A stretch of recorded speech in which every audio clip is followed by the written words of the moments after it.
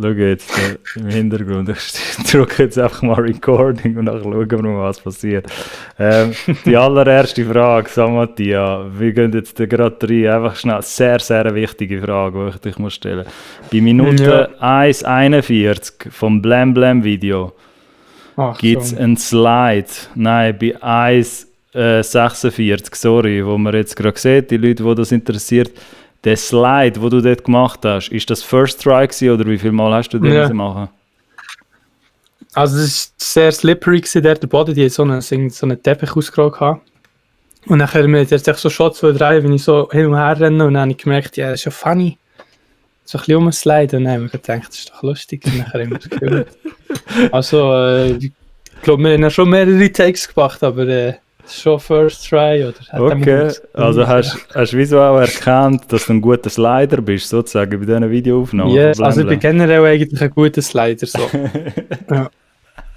Okay, wir haben hier den Samattia auf Besuch beim Cola-Podcast. Ein bisschen spontaner, willkommen. Für die es kennen, die wissen schon, Samattia hat da natürlich schon mal ein paar sehr gute Inputs gebracht. Wir haben schon mal einen legendären ersten Upload gemacht und jetzt denke ich, oder habe ich ihm schnell geschrieben und irgendwie passieren so viele Sachen jetzt auch bei ihm, wo er auch selber kann sagen, dass sie es gefunden haben, hey, look, wieso nicht nochmal einladen. Das nächste Mal irgendwann sieht man dann auch vielleicht auch mal sein Gesicht, aber für die Leute, die da zuschauen, die sehen ja auch da schön auf dem YouTube-Channel. Also bei 100 Likes gibt es ein Face-Reveal. Das können wir machen. Nein, kannst du mal Ding. Irgendwie etwas bei 1000 Abonnenten auf dem YouTube-Channel.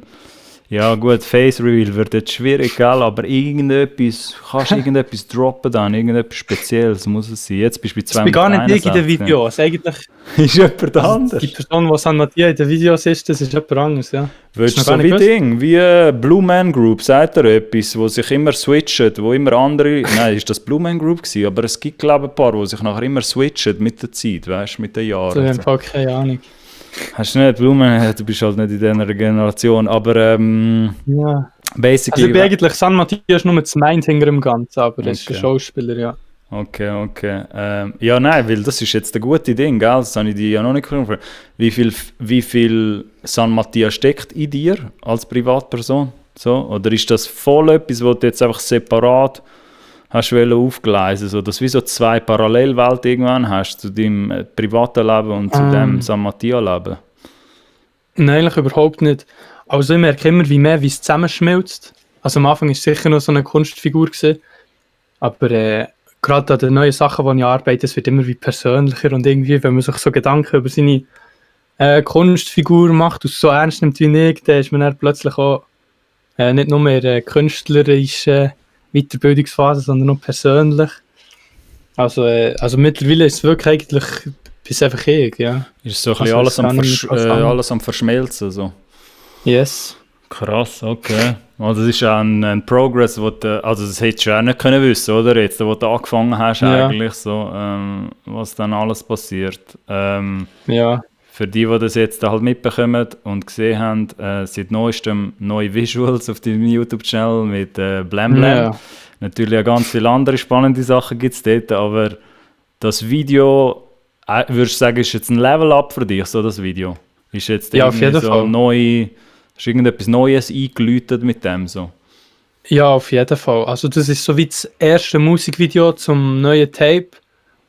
Und also das ist jetzt, vielleicht kann ich jetzt auch noch erwähnen, ich habe jetzt so wie ein Team mir über das letzte Jahr aufgebaut, beziehungsweise einfach Homies, die Sachen gut machen können.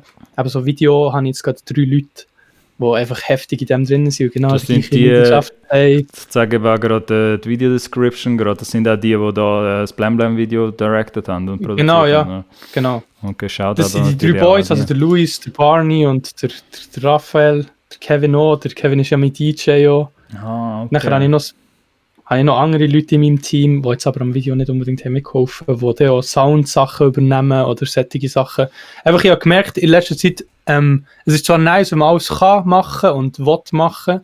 Ich habe immer noch, auch noch den Anspruch, ich habe überall das Bein auch noch drin, also bei Videos auf jeden Fall. Also ich habe das mit denen zusammen quasi entwickelt, so, ich bin mit Ideen gekommen und wir sind einfach gute Homies, also das ist nicht irgendwie so eine Kundenbeziehung.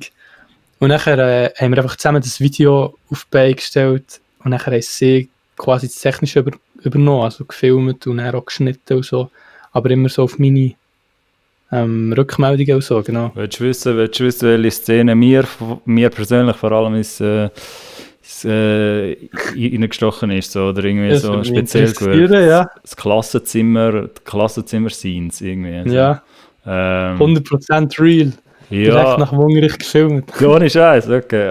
Okay. Yes. Und die haben alle auch wieder mitmachen. So. Was hast du gesagt? Ja gut, easy. Es gibt auch Views für sie, gell? Für die anderen, die dort im Hintergrund sind. Ja, sag auf jeden jetzt Fall. mal. Nein, also ich habe einfach im Klassenchat gefragt natürlich, wer alles von meiner Klasse mithelfen will. Dann habe ich so die Homies noch dazu geholt, die in der gleichen Schule sind. Okay. Yes, und dann haben wir das einfach so ein bisschen auf spontan eigentlich gemacht mit anderen. Weißt du, wie nennt sich das in der Musikmarketing-Welt, was du jetzt gemacht hast? Einfach so beiläufig, natürlicherweise. Weißt du, für andere, also wie die Industrie so etwas anschaut, was du jetzt gerade gemacht hast.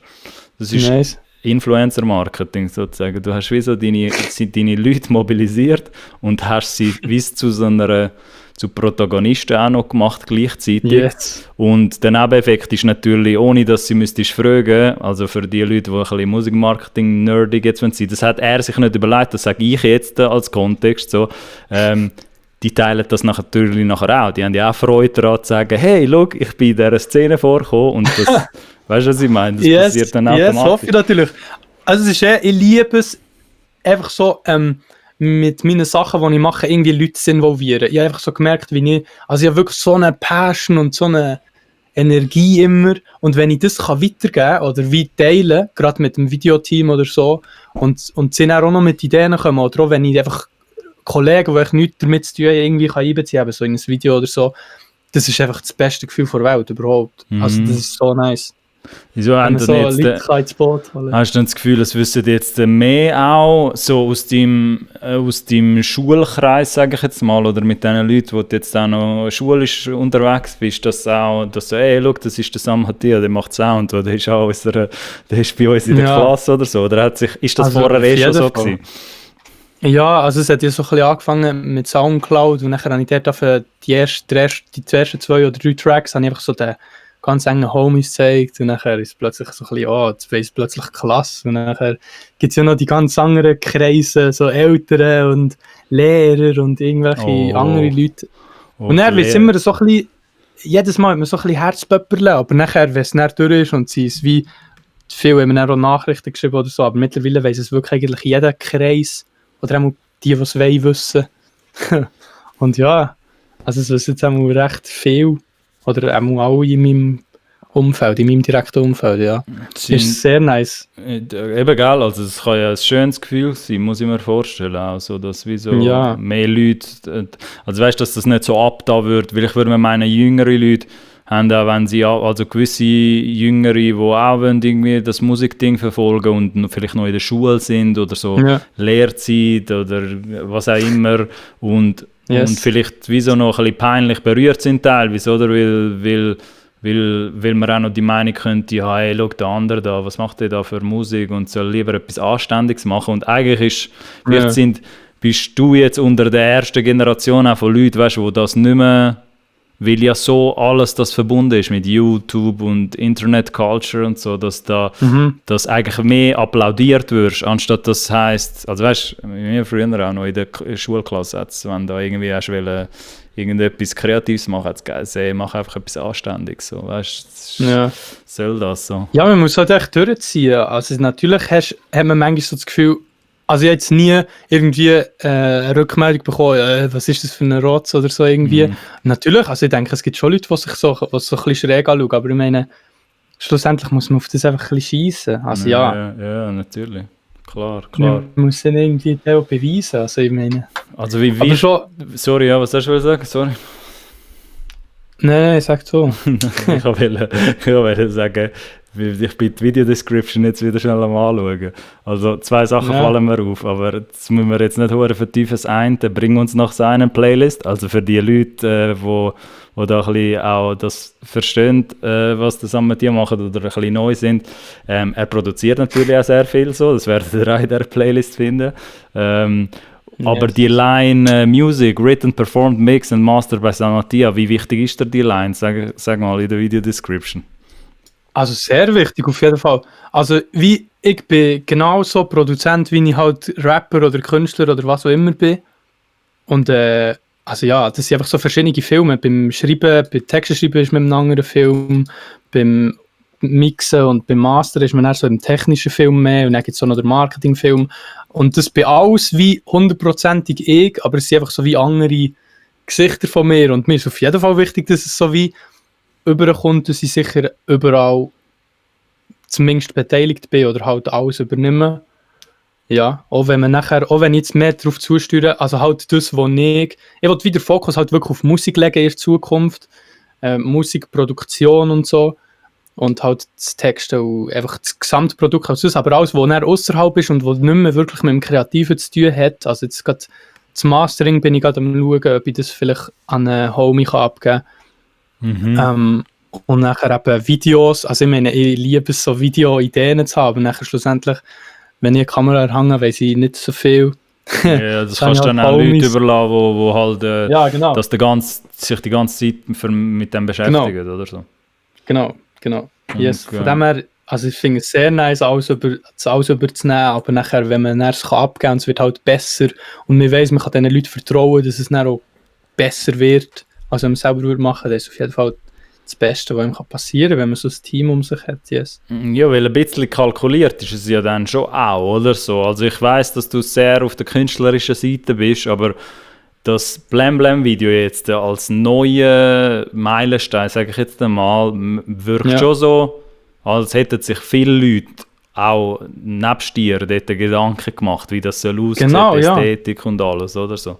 Das ist eben genau der Shit. Ja, so wie meine Homies, wie das bin nicht nur noch, das Video ist nicht nur mein Video, weißt du, was ich meine? Das ist genau so, jeder von diesen Personen, die gerade beim Directed drin ist, wir haben alle einfach, wir sind in einer Discord-Session gehockt, also vielleicht noch zum Hintergrundinfo, ich habe den Song mal einfach random am Montag gemacht, ich glaube, das ist der 8. November gewesen. 8. November. Wieso weißt du das so genau? Ja, schau, das ist crazy. Also, das habe ich am 8. gemacht oder so, am Montag. Am gleichen Tag habe ich sie in den Chat geschickt, mir so einen Chat jetzt. Und dann habe ich gesagt, ja, ich hätte irgendwie Bock, Musikvideo zu machen, bla bla bla. Dann haben wir direkt in die Session gehockt und nachher am gleichen Wochenende haben wir alles recorded. Das ganze Musikvideo. Okay. Also, es ist wirklich heftige, schnelle Arbeit eigentlich gesehen und alle sind Feuer und Flamme gesehen einfach für das Projekt und das ist echt das Geilste, wenn du so etwas kannst weitergeben und nachher sind die Personen, die involviert sind, genauso on fire halt. Was ist alles an einem Tag passiert, oder was? Die Videoproduktion auch? Also die Videoproduktion haben wir Nein, schon mehrere Tage. Also im Schulzimmer haben wir irgendwie am Freitag eine Show und nachher die Sachen in die Hooks, also dort in der Stadt, haben wir am Samstagabend gemacht und am nächsten Sonntag den ganzen Tag durchgeshootet mit der Turnhalle und zu Bern, so mit dem Umrennen und so. Ja, die Scenes mit den Böllen, die rumjumpen, sind auch noch nice. Ja, und nachher die mit dem Greenscreen, also dort, wo ich so eine Rede halte, da haben wir in die Kirche können. Dort hat so ein Rednerpult gehabt, dann haben wir dort so einen Greenscreen aufgestellt, alles voll Lichter und so. Und Okay. Also du hast bei diesem Video, ich sag mal, bei diesem Drop, bei diesem neuen Song, hast du schon ein bisschen mehr wählen, habe ich das Gefühl. Also klar hast du es vorher auch, weißt, aber so rein vom Präsentationsfaktor auch, haben ihr euch schon dort noch viel mehr Gedanken gemacht, oder in dem Fall? So. Voll, schon, ja. Okay, auf jeden Fall. Aber halt trotzdem so hure spontan und schnell. Das ist echt das Beste. Ich funktioniere halt so ein bisschen so, ich habe so eine Idee und bin wirklich, oder irgendein Projekt oder so, und bin wirklich krank Feuer und Flamme und kann mich auf nichts anderes konzentrieren. Aber dann, je länger dass ich mit dem Projekt beschäftigt bin oder so mit dem Song oder mit was auch immer, geht es halt so ein bisschen weg. Und jetzt habe ich die Idee weitergeben. Die anderen haben es aufgenommen, connected und sind genauso Feuer und Flamme gewesen. Und dann bleibt es halt auch länger. Oder ich kann es halt wie weggeben. Und dann lebt es wie länger, das Ganze. Ohne dass irgendwie du Angst sollst haben als Künstler, dass es nicht, weißt, dass wir so, oh nein, hoffentlich machen sie kein Zeichen damit oder irgendwie etwas, was du nicht gedacht hast oder so. Genau. Also da braucht es safe so ein gewisses Vertrauen und so. Aber das habe ich bei den Boys safe, weil wir sind in der gleichen Klasse alle. Okay. Warte, und die haben Videomaking und so, hat sie auch interessiert, die jetzt das Blam Blam Video gemacht haben vorher, oder ist das eines der ersten Projekte gewesen, die sie gemacht haben? Also ich mache ja Mediamatikerlehre und wir haben so ein bisschen Basics von so Video und so Sachen, aber schlussendlich tut man sich als Mediamatiker einfach weiterbilden. In seinem Fachgebiet habe ich das Gefühl, also so als Mediamatiker wirklich schafft man niemand jahrelang weiter. Ja. Und das ist echt so, die Boys, die haben alle genauso die Passion wie ich für Musik habe, für Kamera und Fotos und Videos und Bearbeitung und so. Ja. Weißt du, was wild ist? Weil natürlich jetzt mit der neuen YouTube-Welle, die da kommt, der kommt generell, so auch in der Schweiz, so, aber auch, weil jetzt einfach mehr Leute so in dem Film drin sind, ist es auch spannend, dass jetzt bei so einer Mediamatikerlehre, wie du es gesagt hast, dass man wieso, bevor man überhaupt abschließt, während dem Prozess von der Lehrzeit sein Portfolio kann aufbauen mit Sachen, die aber nach wirklich Pop-Culture-mäßig etwas könnten auslösen. Weil es ist nachher nicht nur so, ich mache ein Videoprojekt für Vimeo und das sehen dann 3 Nasen oder so. Weißt du, was ich meine? Ja. Und es hat so eine andere Energie nachher. Das ist wild. Das habe ich mir gar nicht so überlegt, weil so die Generation Mediamatiker vor 10 Jahren hätten sich noch gewünscht, vielleicht, dass das Internet schon so weit gewesen wäre, dass du so Sachen nachher droppen kannst auf YouTube und vermeintlich Kommentare kommen wie von den Vivi Talks zu wild oder der Distra schreibt da sick bro. Warte, was haben wir da noch für Kommentare? Schaust du den Kommentar einmal gesehen oder nicht? Gibst du dir die auf jeden Fall. Also jetzt safe noch, jetzt in dieser Grösse. Also so, wenn ich das nächste Video droppe, ist es auch zu viel zum Kommentieren. Okay. Und zum Liken? Nein, auf jeden Fall schaue ich mir alles an. Ich probiere so... Ja, sorry.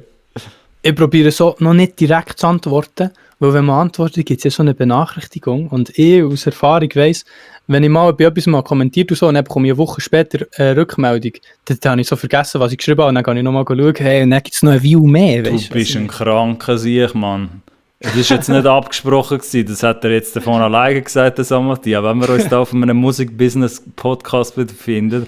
Aber ich habe das mit einem internationalen Künstler, wo ich auch mitvertrete, weil ich ja in vielen Sachen noch dabei bin, haben wir gerade das letzte gehabt, weil ich dort natürlich auch den Community Manager spiele im YouTube-Channel, der ist halt schon ein bisschen grösser, dort sind halt International Views und alles, aber das ist genau das, was ich immer mache. Du bist ein kranker Sicht, dass du das weißt, das ist jetzt ein bisschen sick so. Ja, natürlich, Leute, was der Samati da gesagt hat, ein Tipp für den begeisterten Cola-Podcast-Zuhörer und Zuhörerinnen, wenn ihr besseres Community Management machen auf eurem YouTube-Channel, dann wartet ein bisschen ab und kommentiert erst ein paar Tage später oder whatever, weil dann kommen die Leute wieder zurück. Das ist besser, hättest du das nicht können sagen, so Matthias. Ja, ich hätte es eigentlich nicht so sagen, weil es ist schon ein bisschen seelenlos eigentlich. Nein, aber warte, warte, ich muss das nachher verteidigen. Alles, was mit Marketing zu tun hat, ist halt auf eine Art irgendwie ein bisschen, wie soll ich sagen, wir betrachten halt Konsumenten so wie als Konsumenten einfach und nicht mehr richtig als Menschen, die wirklich halt den Song angelassen haben. Das ist ein bisschen mein Problem manchmal. Manchmal hilft es, aber es ist auf jeden Fall nicht das, was ich so will, weil ich finde es nicht immer auch crazy, wenn man so, dann wirklich mal, wenn man sich realisiert, dass das wirklich Leute sind, die wirklich unter ein Video kommentiert von mir. Ich meine, ich kommentiere selten unter Videos und wenn ich mal etwas kommentiere, habe ich das Video wirklich nice gefunden. Oder will das wirklich loswerden, was ich halt sage. Und dann, wenn ich mir überlege, dass da jeder von diesen Kommentaren einfach so eine Person ist, die das hat gedacht oder gemacht, dann bin ich dann schon recht humbled und es freut mich hure hart. Und der ist dann schon so ein bisschen, also wie so Marketing-Moves daraus zu machen und so finde ich dann aber denk nicht, das ist Ding. Also San Mattia wird da schon richtig verstanden auf dem Cola-Podcast und ich kann dir das ja von Business-Seite bzw. von Musikindustrie-Seite sagen, dass ich finde, so wie du es jetzt genau beschrieben hast, ist ja richtig, dass das sind echte Leute dort dahinter und am Ende des Tages, was du ja machen willst, oder was vielleicht der Wunsch wäre als Künstler, ist einfach diesen Leuten Love zurückgeben, weißt? Und irgendwie musst du das ja machen mit einer Antwort oder etwas, was zurück ist. Und ich sage mal, in diesem ganzen Prozess ein bisschen oder das in einen einen Prozess erfassen, dass du auch wirklich dazu kommst, diesen Leuten zu antworten. Eben, ob das jetzt gestaffelt ist auf verschiedenen Tagen. Ich weiss schon, was du meinst, aber ich würde mir da nicht so Sorgen machen, weil am Ende des Tages redest du mit deiner Community, weißt du, so, das ist, man kann es natürlich immer mit anderen Worten nachher beschreiben, vielleicht aus einem Marketing-Sinn, was du dort machen bist, weil für all die Moves gibt's halt eben, hat die Industrie halt dann teilweise Marketingbegriff erfunden, aber das Essentielle für dich ist, wie du ja gesagt hast, dass du halt mit diesen Leuten reden willst und ihnen Love zurückgeben, weißt du, so. Und ich bin mir sicher, du wärst jetzt auch so einer, weil du halt in dieser YouTube-Culture schon so drinnen bist, wirst du halt vielleicht nachher auch jemand sein, wo auch in Zukunft immer noch sich Zeit nimmt, weißt, für die Kommentare und dort schauen, was die Leute schreiben, weil das halt natürlich, weißt, es gibt ganz viele etabliertere Künstler oder ältere aus den älteren Generationen, nicht alle, aber viele, die ja so wenig mit der Comment-Kultur zu tun haben im Internet, dass die einfach kommentieren lassen und nie mehr, weißt, das anschauen und beziehungsweise auch reagieren darauf, weißt, als Künstler. Und ich finde es ja eigentlich schön, dass du die Möglichkeit auch hast, Love zurückzugeben, sozusagen die Energie zurückzugeben, die die Leute in den Comments geben. So, das ist eigentlich spannend. Von dem her denke ich nicht, das sind alles meine Worte jetzt natürlich, dass da Marketing dahinter steckt, aber ich finde so, schau, ein gewisses Kalkül oder ein bisschen kalkuliert kann man ja sein, weil mehr nicht wegen dem Seelenlosen dahinter, sondern dir ist ja der Song wichtig und dir ist die Präsentation wichtig von dem Song, dass das halt nicht verkackt präsentiert wird oder so. Und das ist ja, finde ich jetzt das Essentielle, dass wenn man sich dort den einen oder der andere Gedanken macht, sagen wir es jetzt so, weißt du, weil du überlegst dir ja auch eben, zu welchem Zeitpunkt soll halt der Upload rauskommen, dass halt möglichst viele Leute Freude daran haben, oder so. Das ist jetzt auf der einen Seite ist das Marketing, auf der anderen Seite ist das aber auch einfach ein bisschen cleveres Denken oder den Leuten das einfacher machen, anstatt jetzt hey, 12 in der Nacht, ich erwarte von euch alle, dass ihr noch wach bleibt. So. Ja, also man muss halt immer so eine Balance finden, so zwischen irgendwie Marketing-Sachen und Business-Sachen und halt wirklich der Kunst. Weil schlussendlich wird das klingt jetzt vielleicht corny oder so, aber mir geht es halt wirklich schlussendlich nicht irgendwie um Zahlen oder Views oder irgendwelche sättige Sachen. Und mir ist wirklich eigentlich das Wichtigste, dass ich wie etwas, irgendeine Idee, die ich hatte oder so, die ich exekutieren und nachher den Leuten zeigen und so wie das weitergeben. Und das ist eigentlich so Kommentar und so, ist in dem Sinn eigentlich etwas vom Wichtigsten oder so wie die ganze Resonanz, wo mir auch wieder Energie gibt, für neues Zeug zu machen. Und dann, man muss einfach die Balance finden, dass man nachher gleich noch, natürlich, dass man es möglichst clever irgendwie released oder so, aber dass man trotzdem immer im Hinterkopf, oder gar nicht im Hinterkopf, dass man sich immer bewusst ist, für was das man es eigentlich macht. Ja. Weil schlussendlich gebe ich wirklich keinen Fick, ob jetzt das irgendwie viel Aufrufe hat oder so, sondern schlussendlich kommt es darauf an, ob es den Leuten etwas bedeutet wirklich, weil ich will mit der Musik halt wirklich irgendwie den Leuten etwas mitgeben oder halt wie ein Teil von ihrem Leben werden. Wie? Weißt du, ich glaube dir das auch alles, Matthias. Denk nicht, ich bin jetzt da. Du bist natürlich, weil du da auf dem Cola-Podcast bist, ich verstehe schon, dass du nachher weißt auch, der Kontext der Zuschauer ist anders, weil ich ihnen ja eben so Musik-Business-Sachen Inputs gebe und es kann nachher schnell so aussehen, als wäre das alles mega kalkuliert von diesen Künstlern, aber ich glaube dann sicher viele, die da jetzt gespannt zuschauen, glauben auch, dass es am Ende des Tages zeigst du ja auch, dass es um die Musik soll gehen, so denke ich. So, du bist halt ein Musiknerd, so, weißt, es geht halt nicht mehr um das. Ich finde einfach, meine Meinung ist mehr, wenn du es dann noch kombinieren kannst mit einer cleveren Präsentation, die nicht immer muss durchgetaktet sein alles, dann ist es oftmals eine Win-Win-Situation, sage ich jetzt mal. Und durch das, dass es nicht gut platziert ist und gut gemacht ist worden, erreicht man ja auch neue Leute. Genau. Wo der so. ein Teil von ihrem Leben kannst werden. Genau, aber ich verstehe schon, Das ist klar, ja. es ist schon das Ding, dass, weißt, am Ende des Tages muss die Musik einfach connecten mit den Leuten, so, dass ich verstehe den Grundgedanken dahinter, weißt, dann spielen all die Metrics, all die Parameter, irgendwie Views und alles Zeug spielt dann nicht so eine Rolle. Also für mich ist einfach, wenn ich das objektiv anschaue, unabhängig anschaue, habe ich einfach Freude daran, wenn ich sehe, okay, es hat eine Steigerung zu den Uploads davor, beziehungsweise Kommentar. Irgendwie ist da mehr Energie jetzt rum, merkt man auch so. Und das hast ja du auch gespürt, hast du ja gesagt, oder so. Ja, auf jeden Fall. Also halt nicht unbedingt mehr Energie, sondern einfach bündelter. Ich weiss, wie mehr. Ich bin ja einfach generell so ein bisschen im letzten Jahr so ein bisschen in mich gegangen und habe eben, wie gesagt, so also ja, ich habe mich gefragt, was wollte ich als Künstler wirklich, was wollte ich für einen Stil von Musik machen. Ich könnte theoretisch auch Rocksongs machen, weißt du, was ich meine? Ich kann besser Gitarre-Solos spielen als David Gilmour. Nein, ich kann nicht. Warte schnell, ich kann das da noch dazu tun, bevor du weiterredest. Baba, Gitarrist, tut er da noch rein in die Description. Weißt du, ich habe wirklich so viel ausprobiert, halt, was ich wollte, und ich bin wirklich in einem Loch gewesen, halt, in diesem ganzen Jahr und so. Aber mir denkt jetzt wirklich, ich habe mich jetzt gefunden, ich weiss, was ich machen will, ich habe jetzt genau ein Ziel, ich weiss so, wer ich darstellen in diesem ganzen Zirkus, was sich Schweizer Rap-Szene nennt. Und wie ich Sachen handeln, auf was sie wie so reagieren, bla bla bla. Also rein das, aber eben auch, was ich künstlerisch machen will. Und einfach durch das ist jetzt alles viel bündelter und ich kann mich viel mehr auf einzelne Sachen konzentrieren.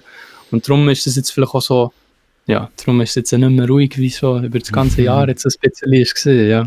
Aber du siehst dich in dem Fall schon, weil du es jetzt selber gesagt hast, du siehst dich auch zu der Schweizer Rap-Landschaft, siehst du dich auch gesellig, sage ich jetzt einmal. Also das ist jetzt nicht, weißt du, andere können sie das sagen einfach Schweizer Musik und man will nichts mit dem Ding am Hut haben, mit irgendeinem gewissen Genre, oder? Dass das nicht willst, einfach so in...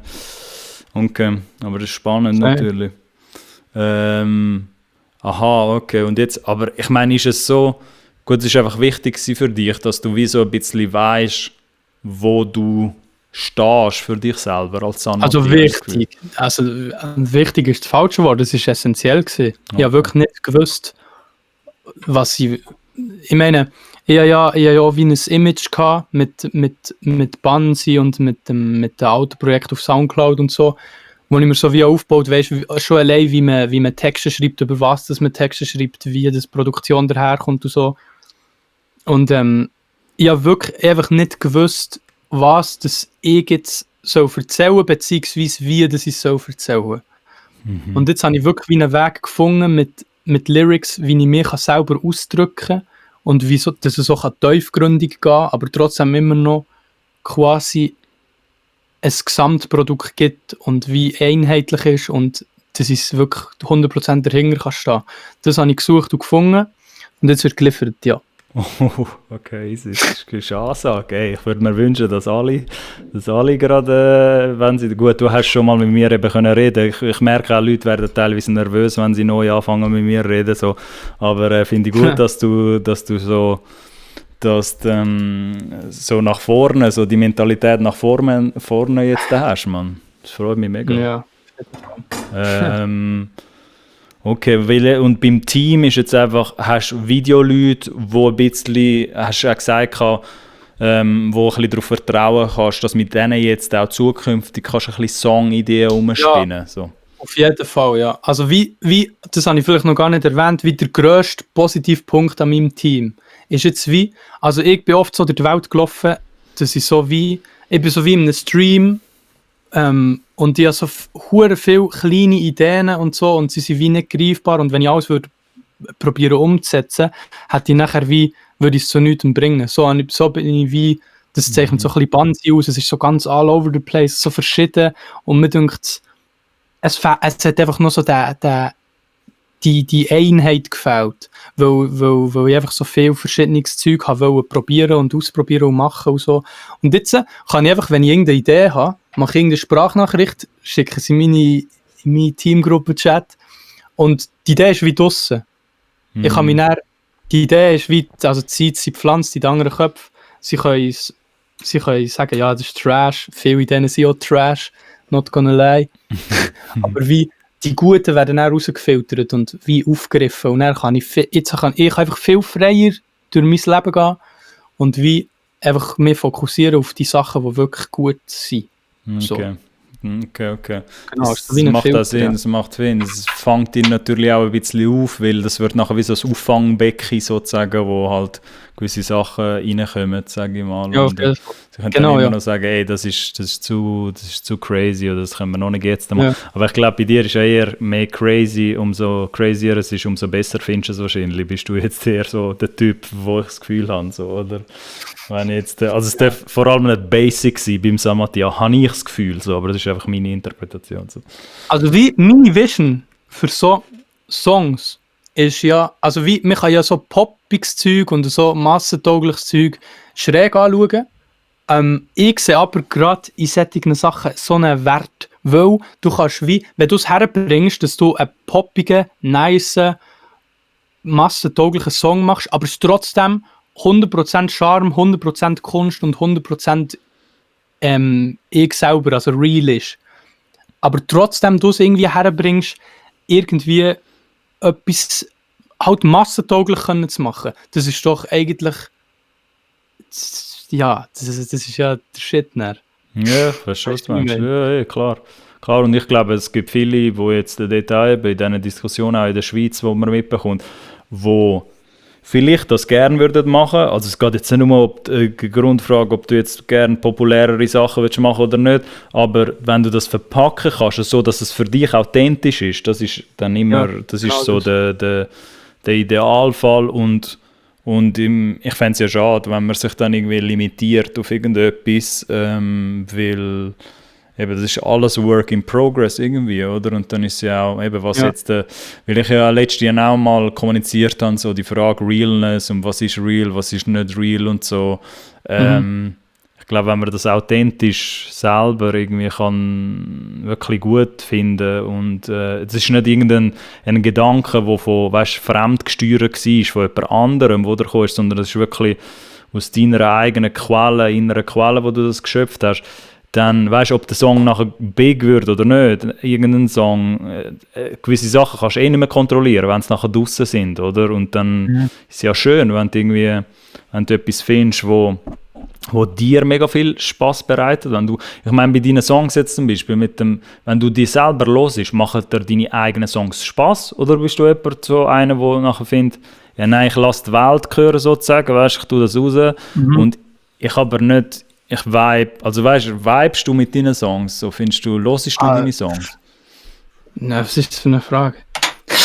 Also, ja, wenn die Streams würden mitzählen, die ich vorher in meinem OneDrive hatte, gell? Dann wäre jetzt Drake-Level. Aber siehst du, ich glaube eben nicht, vielleicht ist mir aus dem auch so die Neugierde gekommen. Ich weiss nicht, ob jeder das sagt, über seinen Katalog, also, wo er hört. Das fände ich wirklich strange. Also ich liebe es, meine eigene Musik vorher zu hören und halt so, wie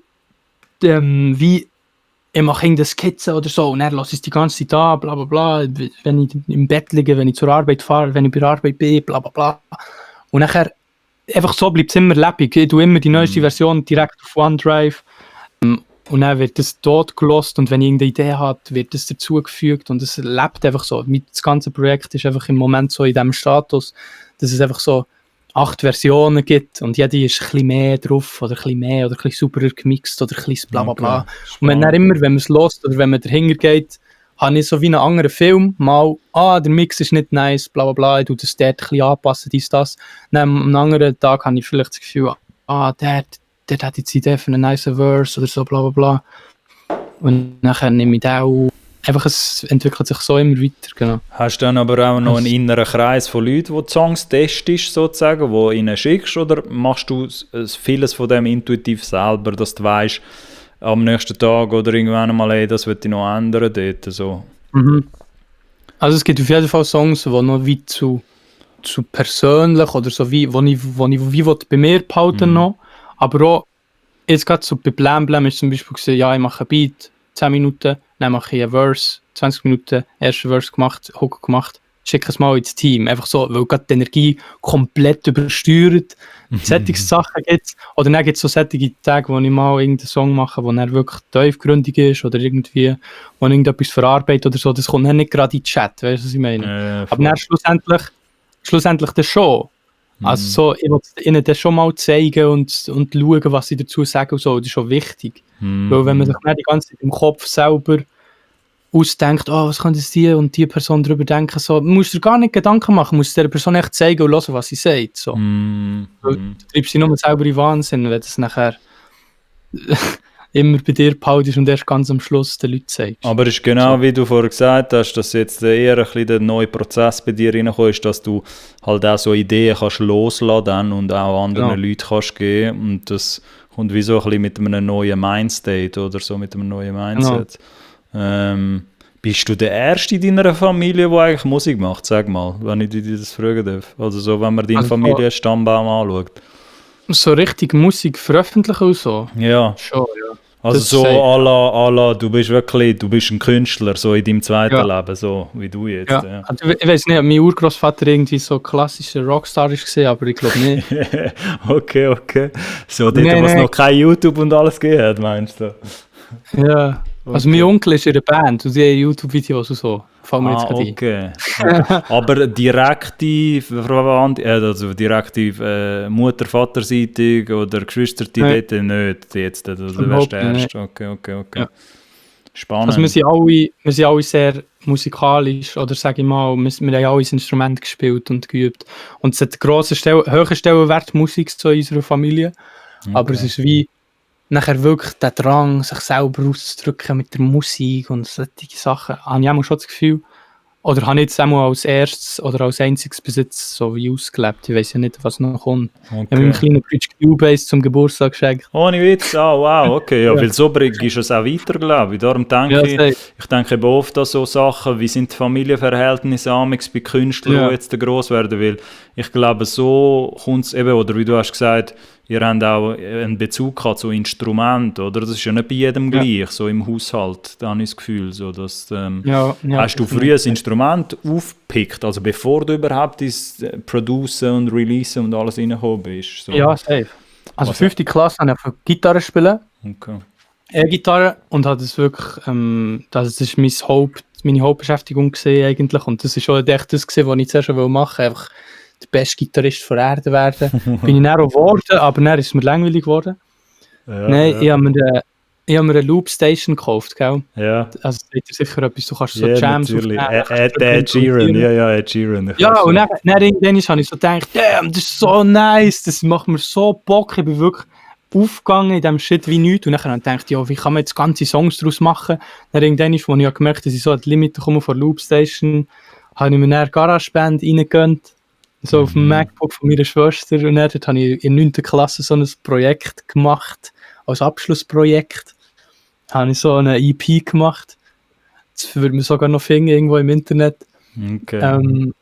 Und nachher, bin ich immer wie mehr in das reingerutscht. Und dann irgendwann habe ich das Gefühl gehabt, jetzt wollte ich auch noch rappen. Und nachher habe ich gerappt. Weil es auch privat, eben müsste ich annehmen, privater Natur auch gehört hast, viel wahrscheinlich Hip-Hop oder Rap-Musik oder so. Nicht mal unbedingt. Hip-Hop gar nicht viel. Hip-Hop habe ich ja erst etwa vor 3 Jahren vielleicht angefangen zu hören. Okay. Wirklich vorher gar nicht. Vorher immer Rock, Green Day, der grösste Baba-Shit, Pink Floyd. Okay. Spannend. Das war so der Grind gewesen, ja. Spannend. Nein, später Hip-Hop. Warte, und jetzt ist wie, ich meine, die Gitarre, die holst du dann irgendwann sicher wieder bei deinen Songs. Jetzt für das bist du eigentlich, für das, dass du mit der Gitarre gross geworden bist, so vor deinen Musikoperationen, hast du eigentlich noch im Moment noch ein bisschen scheuch Gitarre-Einflüsse drin. So, du hast noch nicht, du zeigst, du bist noch ein bisschen reserviert dort, sage ich mal so. Ja, also ich habe wirklich noch nie, also die Leute wissen nicht, was sie können spielen auf der Gitarre. Okay. Also, und so wie, ich will das safe so mehr noch einfließen und so. Ja, Jetzt echt, Pulse das noch, jetzt Pulse noch, Kollege. Pulse noch, ich würde sagen, musikbusinessmäßig, du es noch reservieren für später irgendwann noch. Ja. Wenn ich mal so Super Bowl-Show spiele und dann plötzlich mit der Gitarre Pull-Up mache und dann Ja, wissen sie gar nicht, dann denken sie so, damn! Ja, aber Nice. das ist ebenfalls ein Ding. Ich habe zum Beispiel gewisse Beispiele gesehen, letztens ein internationaler Act, eine Frau, die auch schon mega viele YouTube-Uploads hatte, bevor die hatte einen Song, wo jetzt gerade abgeht international, also eher so im Pop-Bereich. Aber da bin ich mal zurückgegangen in die Historie auf dem YouTube-Channel und die hat auch schon mega, mega früh, irgendwie, keine Ahnung, es ist 2021, ist so eine von diesen neuen Newcomerinnen im Pop-Bereich international. Und dann merkt man, wenn man zurückgeht, dass sie eine krasse Tänzerin ist. Aber es ist wie so mit dem Gitarrentalk jetzt, sie hat das wie so gar noch nicht einflüssen lassen in ihre Musikrichtung oder in die Musikvideos. Ja. Und das ist dann einfach ein Bag, ein anderes Ding, wo du dann irgendwann wieder kannst vorholen. So, das ist schon speziell. Ja, sehr spannend, ja. Okay, aber so wie, ja. Also die Gitarre gibt es irgendwann ist die Frage von der Zeit, wo man ein San Mattia Gitarrenprojekt, also völlig so irgendwo anders gesehen. So. Es gibt jetzt einfach mal so ein Rock-Projekt, das so inspired ist bei Rage Against the Machine und Green Day und so, wo einer von meinen Brüdern Schlagzeug spielt. Okay. Ja. Aber spannend, dass du es gesagt hast mit dem Ding im Fall, dass, ich habe das Gefühl, das ist bei vielen noch so, dass du vielleicht dann zum Hip-Hop später erst kommst.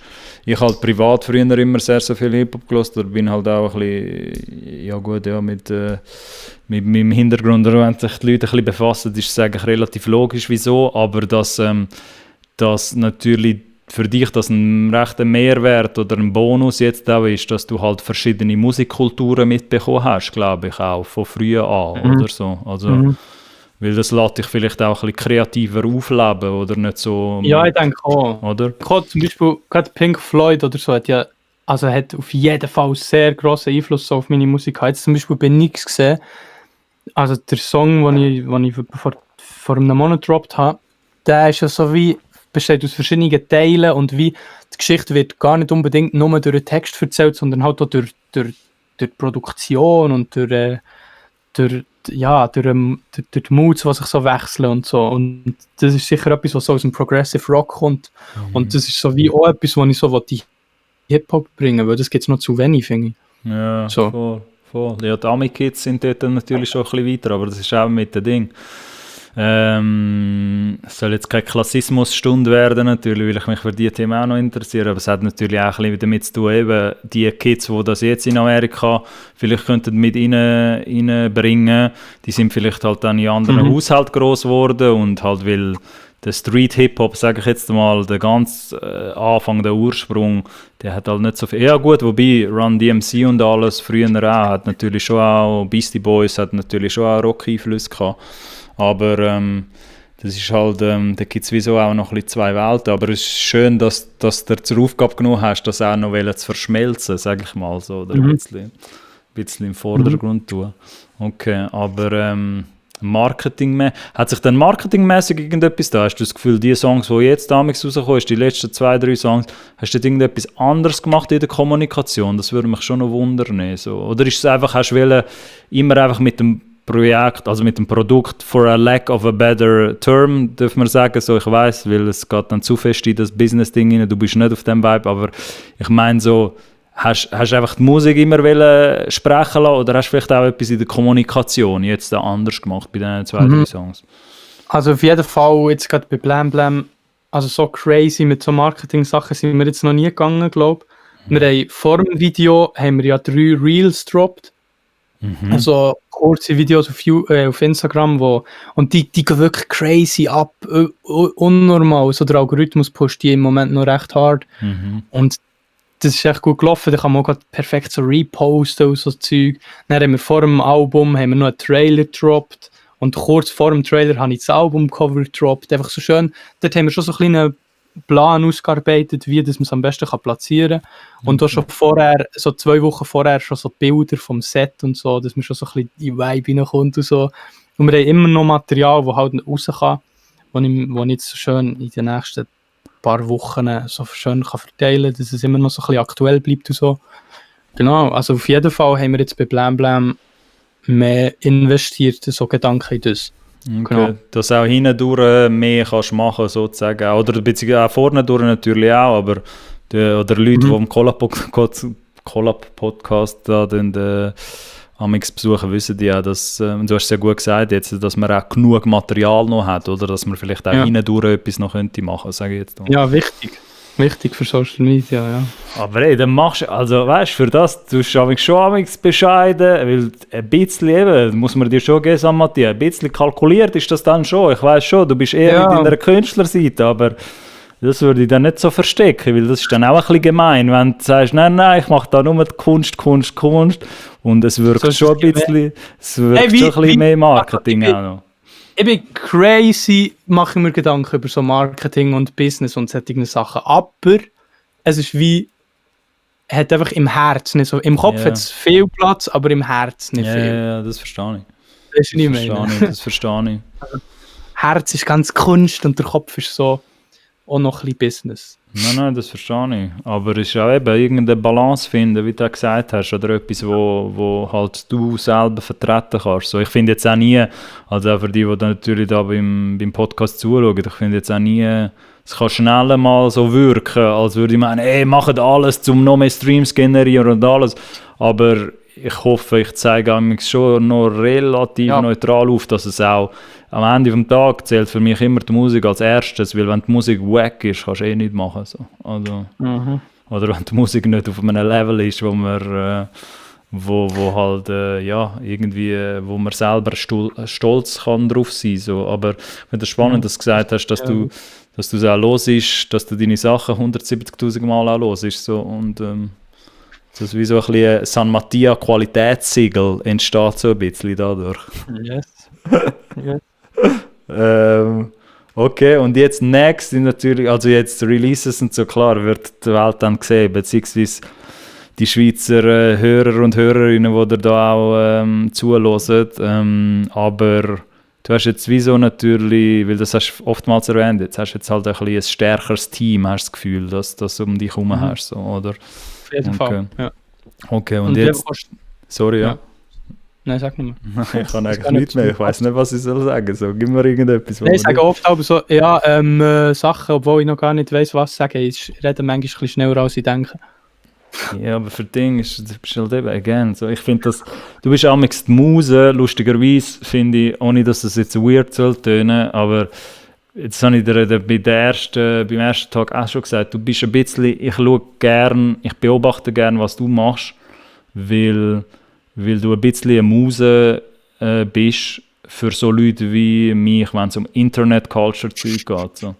Und es ist halt spannend, weil eben, du nennst ja gewisse Sachen auch nicht so Marketing oder so Sachen, aber es ist wie so, weißt, in dir drinnen auch, dass du dir, weißt, aus der Natur aus einfach so gewisse Sachen machst, wo halt, weißt, wenn wir da auch teilweise andere Musikschaffende, auch wo vor deiner Zeit entstanden sind, wo das einfach nicht Intus haben. Die haben das einfach wie so nicht gekannt oder gewusst oder die Ästhetik oder der Geschmack für das gehabt, weißt, so. Es wirkt jetzt alles ein bisschen kryptisch, aber bei so Leuten wie bei dir, beziehungsweise bei deinem Künstlerprojekt, macht das nachher plötzlich mehr Sinn, weißt, dass es nicht nur einfach das Altbackene, ein bisschen auf Instagram posten und that's it, sondern so, es wirkt auch, wenn ich das so aus der Distanz anschaue, es wirkt auch so, als würde das alles Spass machen, weißt du. Also es klingt jetzt doof, dass es so, weil man könnte jetzt auch die zuhören, meinen, so, aber es soll ja Spass machen, was bedeutet das schon, aber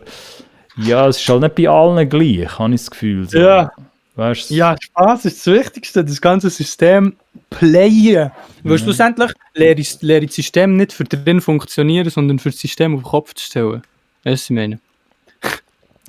Ja, das ist, hättest du nicht besser können sagen, aber im Cola-Podcast, wo natürlich auch, nicht, dass ich jetzt alles auf den Kopf stellen, aber die lasse ich noch, aber der Rest... Nein, aber nein, nicht wegen mir so, aber ich glaube, wegen dem haben wir auch so Leute wie ein San Mattia da vom Cola-Podcast, würde ich ergänzen und sagen, so, das ist eigentlich ein schönes Wort. Soll das Schlusswort sein? Hast du noch irgendetwas, was du loswerden willst, lieber San Mattia, oder weil...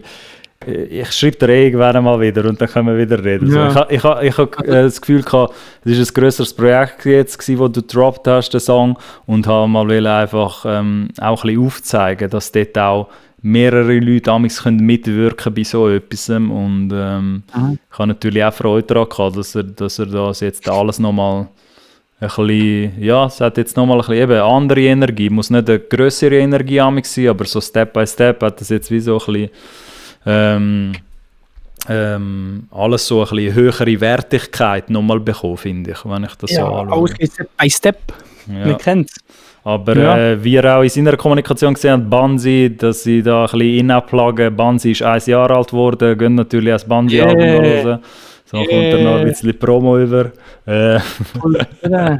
Und weil sonst, du weißt ja, eigentlich vom Cola-Podcast wird ich nicht gross über musikalische Projekte reden. Für das, dass du eben all about the music bist, kommst du, ich sage mal, so mit den meisten will ich wirklich nur wegen Business reden, aber das machen mit dir ja auch so. Ich will einfach nicht, dass Leute nicht falsch verstehen, dass ich da keine irgendwie, wenn ihr Promo wollt oder so, geht zu irgendwelchen Musikjournalisten oder so, das bin jetzt nicht ich, so, das würde ich damit sagen. Und macht das Sinn? Ja. So, ich weiß auch nicht. So. Du schlage ich mich gut, so Matthias, das würde ich schon noch wissen von jemandem wie dir. So, findest du, das ist alles Boomer-Shit, wo ich da machen bin und so, ey, was sagt eigentlich der hure Boomer da über irgendwelche Sachen? Oder? Gerade schon Boomer. Nein, ich denke safe. Also mir hat es hure viel geholfen. Also du hast halt auch, wir sind jetzt schon länger im Kontakt und immer die Sachen, die du hast gesagt, ich habe gemerkt, wie für mich hat es immer sehr Sinn gemacht und ich habe schon das Gefühl zum Teil auch gehabt, ja, das verstehe ich schon, aber irgendwie mit der Verstehen richtig oder wie checken oder dass es nicht wie im Flow drin ist und dass du dir gar nicht mehr überlegst, das braucht einfach seine Zeit irgendwie oder so ein bisschen Erfahrung. Und das ist schon crazy, was ich für Informationen hier daraus saugen können, auf jeden Fall. Und ja, also ich finde, du schlägst sie sehr gut. Okay, schön. Ich bin geadelt worden vom San Matthias. Also, das ist, schön. Das ist natürlich eine Meinung, die wir da sehr schätzen auf dem Cola-Podcast. Und wie immer bist du natürlich da sehr, sehr gerne wieder willkommen, deinen Input oder deinen Senf dazu zu geben, wenn dir irgendetwas wichtig ist. Sehr gerne. Und für alle anderen, könnt ihr mal da ein bisschen schauen. Sein YouTube-Channel ist natürlich relativ aktiv, so, da passieren spannende Sachen, aber auch überall anders, wo man kann auffinden, der Gute. Und es gibt sicher auch noch, verlinke ich irgendwo da noch, werdet ihr sehen, andere Episoden zu ihm, weil er hat natürlich noch viel, viel mehr zu sagen. Das ist noch Matthias. Ja. In diesem Sinne, das Schlusswort gehört dir. Was willst du noch sagen? Willst du noch irgendetwas sagen? Hast du noch irgendwelche inspiring words? Irgendwie? Ja, das ist eben corny, gell? Das ist auch nicht mehr so, das ist so 2005-Zeug. So. Kinder, glaubt eure Dreams und macht einfach und tut das Leben, ja. Und aber wieso ist das corny geworden? Siehst? Aber es sind eigentlich hure schöne Sachen, wenn man so eben glaube an dich und so. Aber irgendwie ist das so ein bisschen... Es sind so Floskeln, aber es sind auch so null Floskeln, weil es ist 100 wahr. Ja. Weil ich glaube einfach an die Dream und mach's und mach einfach, was dir Spaß macht. Ich liebe das Shit. In diesem Sinne, danke, dass ihr zugeschaut habt beim Cola-Podcast. Danke an San Matthias, dass er sich Zeit genommen hat und bis zum nächsten Mal. Yes, sir.